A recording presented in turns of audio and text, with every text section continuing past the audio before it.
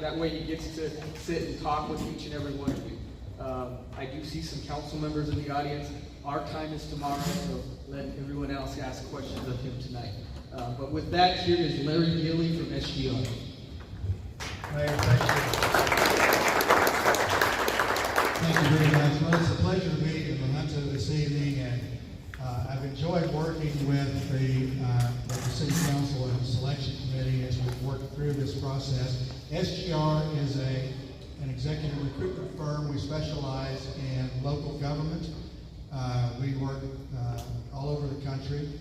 I personally do a lot of work in Colorado. Love it here and love the opportunity to help communities connect with city managers and other municipal government executives. So we've spent a lot of time on this search. We've interviewed and vetted a lot of candidates along the way. I'm here this evening, by the way, with a colleague of mine, Clay Pearson, who is another recruiter with SGR. He came with me on this trip, and I appreciate his efforts and assistance along the way as well. So this evening is an opportunity for you to get to meet Patrick Kaminsky. Patrick is here as the candidate for the city manager position. We'll meet with the city council tomorrow, and they'll dig deeper into his fit for the positions. But tonight, it's about the community, and we want you to have an opportunity to visit with him personally and see how the community and Patrick might mesh to really promote the Junta as a premier community in Southeast Colorado. So I'm going to ask Patrick to come up, give you a very brief introduction of himself, and then he'll just work his way from table to table. I'll kind of work to make sure that everybody gets the opportunity to spend some time with him. But if for any reason you have to leave before you've had a chance to visit with Patrick, just come on over and we'll make sure you get that opportunity. So Patrick, if you'll come on up and give a brief introduction, and we'll get about the business of the meeting.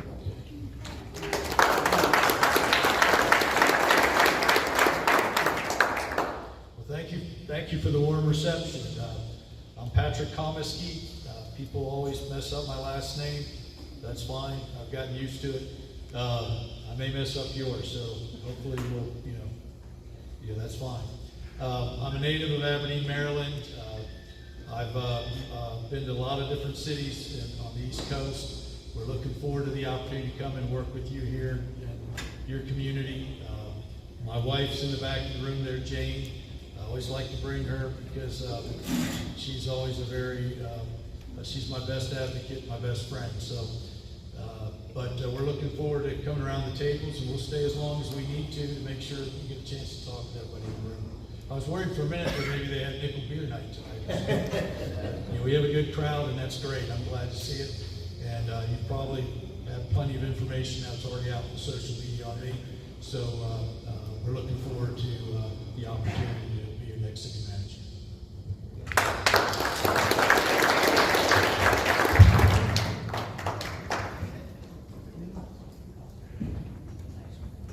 Start here.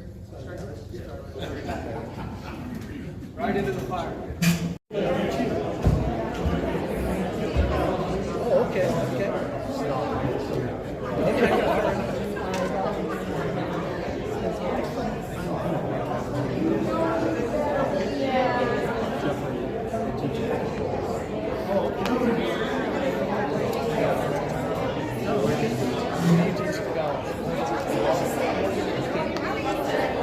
My wife was a classics teacher.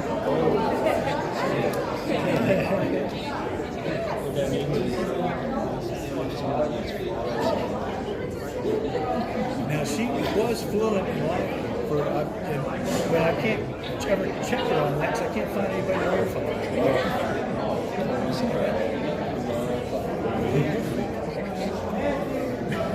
Has been out west very much. Yeah, we've every time we get an opportunity to come out west. At one point, when I left working for the city of Thomaston, we packed up, went through southern Texas, saw my cousin Tom in Houston, came out and spent a week with my old roommate, his wife, and 2 kids in San Diego. We went up the coastal highway, and then came back down, and came back. We have Jane, her daughter, oldest daughter, is in Denver, and she's about to start medical school, University of Colorado this fall. Which she's been working in Denver for several years. She works at the Jewish, she works there, big operation. And Charlie, he just graduated from Boston College this spring, and he's living with his sister.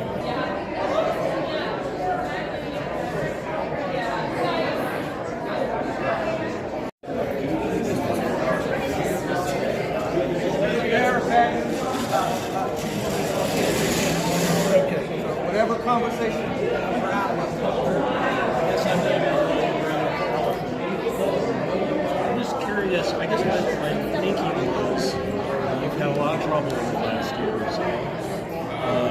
And so what have you learned from how to run the office or to manage it?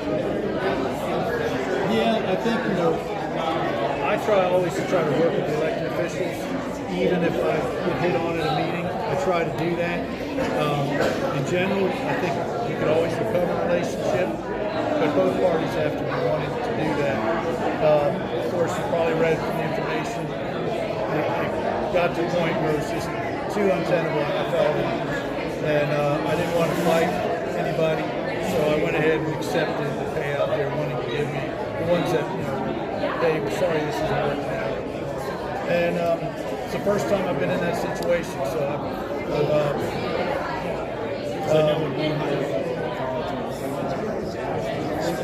You find yourself in a difficult situation, how would you handle the situation? How have you handled it? Yeah, I try to have meetings with people. If we have issues, I'll try to schedule them because, if we're going to communicate, we got to set up a plan to communicate. And I'll set up a weekly meeting, I'll set up a bi-weekly meeting, as many meetings as I need to have to try to get us to communicate. It's got to be a two-way street. And if it isn't, then we've got to look at a long-term plan. That's what I thought was the best plan. So Thomaston, In Thomaston, I had the fortune, pleasure working there for so all places like that. Oh, have you been there? Yeah, I've been to Thomaston. Okay, I've been to Clarksville. Okay. I've been to Yeah. So I hate to break it out, but we're going to have to move back to the next.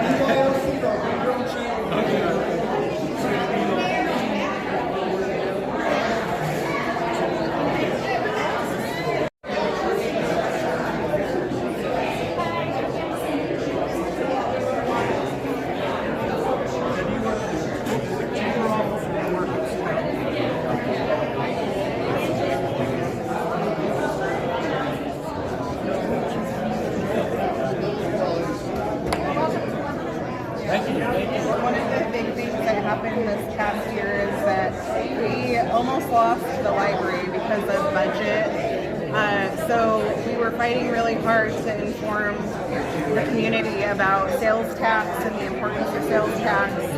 There was an increase on the ballot, and that we really couldn't advocate specifically for that, but we spent a lot of time just giving the community a lot of information about the importance of sales tax and the importance of things that might go away, like the library, the golf course, the senior center where we're at right now, the pool. And so I just wanted to know what are your thoughts on some of those places that really keep people coming here to La Junta, and how will you work to make sure that these things stay in place? Because like at the library, our budget still got cut even with the sales tax increase, and we still have one full-time position that hasn't been filled. Yeah, unfortunately, the departments like the library, they all don't have as much an AME as some of some of the core departments. But I think the biggest thing is education.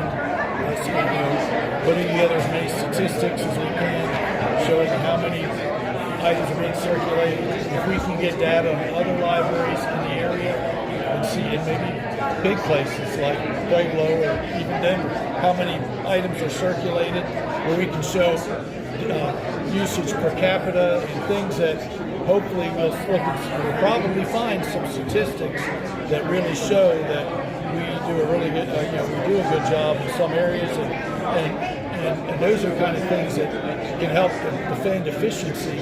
Right. If you have fewer,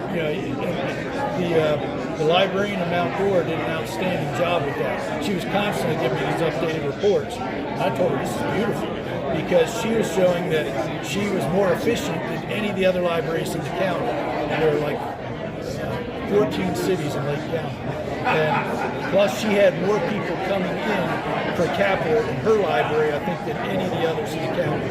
I mean, it was, and all the different programs she was doing. It was, but I know you guys do a lot of programs, but we probably want to, we want to make sure we get our message out there to citizens so that they get that information on a regular basis.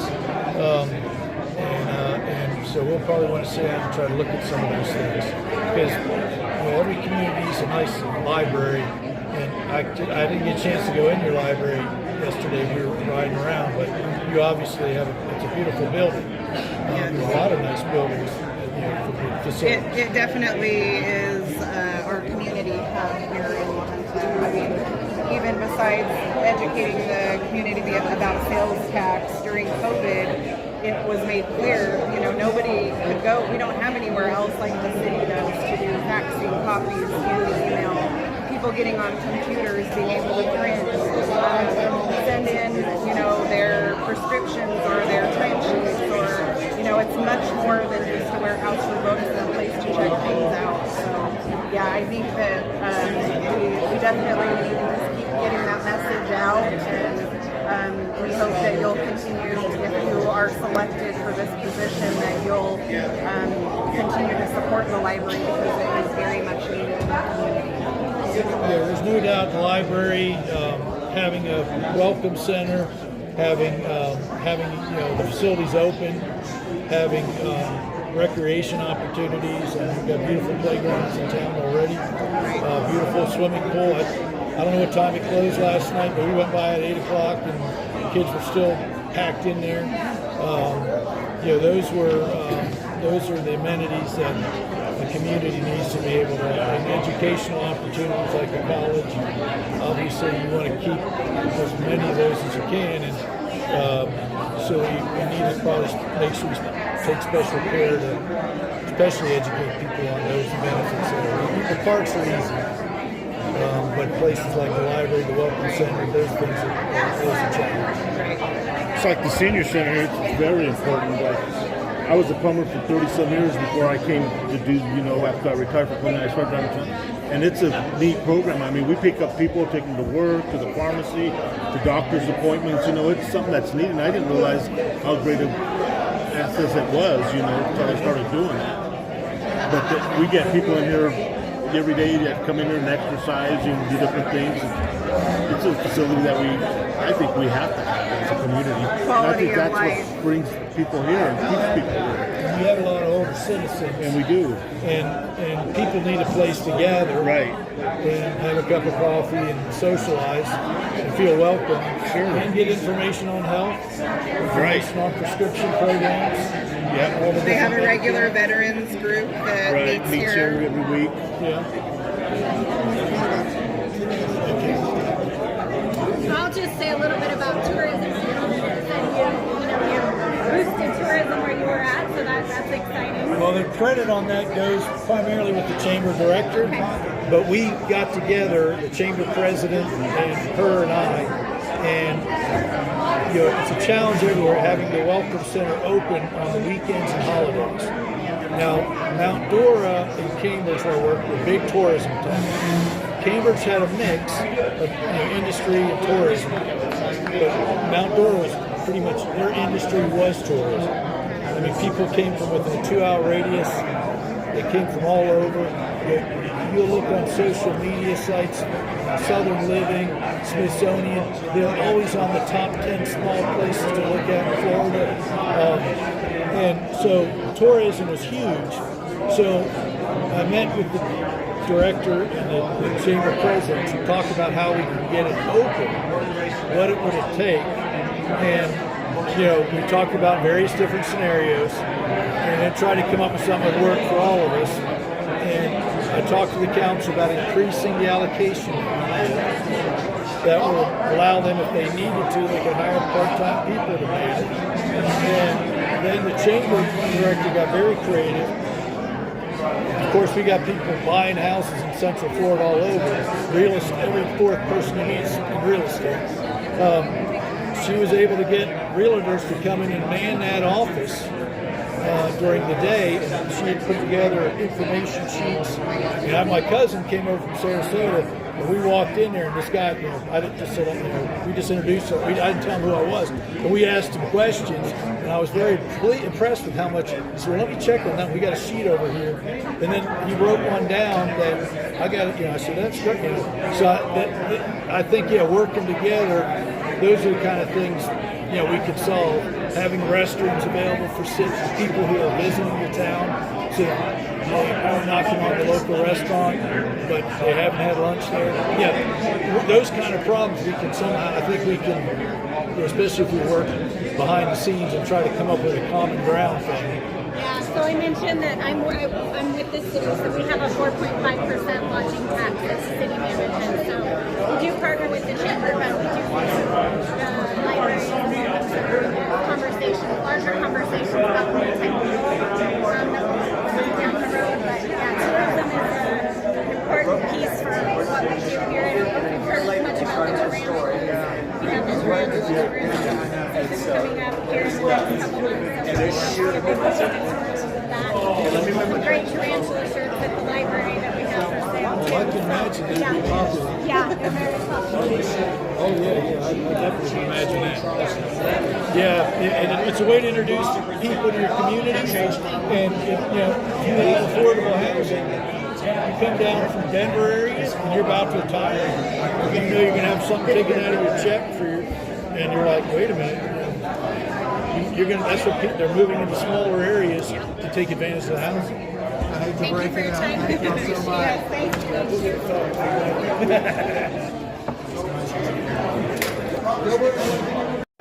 Randall Robinson, I'm your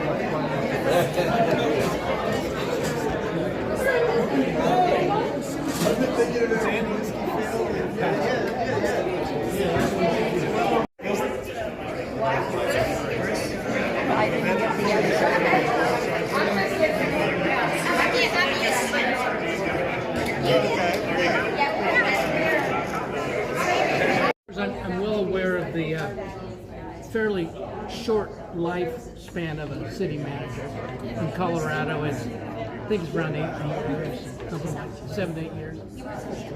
Oh, here's your trivia. The shortest tenure of a city manager in the state of Colorado was in Rifle, and he lasted 3 months. I heard about that. So that's your trivia for the night.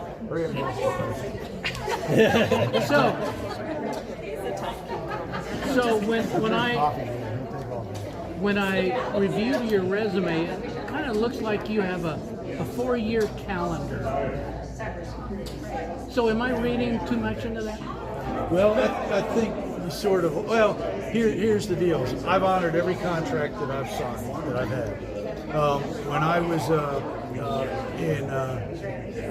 I was in Thomaston, I had 2 contracts. I honored both of them, and then I just stayed. And I told them, "Well, you don't need to give me a contract." I stayed there till the last official that started with me stepped off, and then I decided I needed a break. A lot of times you're working, especially when you're working in a community that's contracting, you're always at headwinds. You're like the person, if you know the Canada geese, you're at the headwind there, and you're the guy trying to, because I always try to just, be the guy who, when there's a problem, I'll try to be the guy to address it with the public. Every time you get new officials, you often change your plans, get shifted.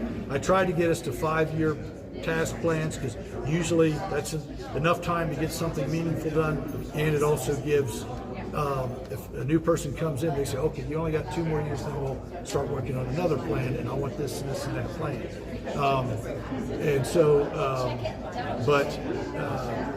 If I'm, have a successful relationship with the council and elected officials, and if we're able to put money towards retirement and we're not treading water, then I'm going to try to continue on. And if I wanted to be there, I'm going to try to stay. If you get new officials that come in and they decide they want to go a different direction, I'm not going to fight anybody. I want to have a harmonious relationship, and I want us all to be on the same team and page. Because if we're not, we can't get things accomplished. It's enough of a challenge, especially if you don't have a community that has a growing tax base. It's always a challenge to try to get things done that need to be done. Okay, so what's going to be your number one priority? So you come in and see we've got high crime here relative for our size, right? I didn't think so. I mean, you didn't think so? No. I mean, it was in one of the 10 worst cities in Colorado to live. Okay. And that's because of the crime. It was behind Pueblo, I think, or something like that. Okay. Something that's interesting. If you looked at Mount Dora, one of the factors is if you have a super Walmart in your town and the other towns don't have one, a lot of issues happen at the Walmart or super Walmart, because it draws all the people. It's like your town center of old, and there's so many people there all the time. And between if they have a strong loss control person working, they're going to be creating a lot of cases. And so sometimes you have to look deep into the statistics, I think. So that's one thing we could look at if that's something we need. We don't want that stat. So we need to be able to address it. So I had talked to Todd, because that's one of my deals is, whenever you get somebody moving into the community. So this place, I'm telling you, the people sell this place. I love La Junta because of the people that are in La Junta. I love it because it's close proximity to the metropolitan areas. And if you need to go up there, you can go clear to the northern border and be back here in a day. That's a selling point here. We got the airport, we got the junior college. And so we got all those things. We need to get, the crime thing, we got to get a hold of. Okay. I will do my best. Give me that information. We want to, I've talked to Todd about it, so I didn't think so here, here's the because we want to look at that. When I was in Thomaston, we took the city in 4 quads, and we looked at the crime in each one. 55% of the police calls, we looked at the police calls, not the crime. 55% of the police calls were coming from this quad. So the Thomaston Mills, when they folded it up, they had an engineering building here that was refitted. We went and we bought that building. We moved our police station into that building. Then we didn't have to do, then we went and renovated the building we had and tried to get tenants in there, and ended up getting 2 government entities to take the top floor of that. And paid for, we did an 8-year agreement with them that would have paid for, I think we put $500,000 into it. That would have paid, it was like 40-some thousand a year with a 2% escalation clause. And in 8 years, they'd have paid for $360,000 of it. So, and we had the police, and when we put the police there, that neighborhood was so thrilled, and it emptied a lot of the issues out of there just by proximity. And we had to ask the police chief to have guys on each shift just walk through loops in that neighborhood. Easy walk through there. And we're in a smaller community. When I was in Cambridge, we had sections that had crime issues. But during the day, I'd walk my dog through there all the time. But it was at night because of people coming in from out of the area. They were partying there on a Saturday night. That's where a lot of our issues came up. But the Walmarts are one of the things. We want to try to take those stats, separate those out from the others, see how much of an impact that has. It's just because you got most of the stuff, But more fundamentally than that, what is your philosophy of policing? Well, obviously we want to have the community involved as much as we can in a meaningful way.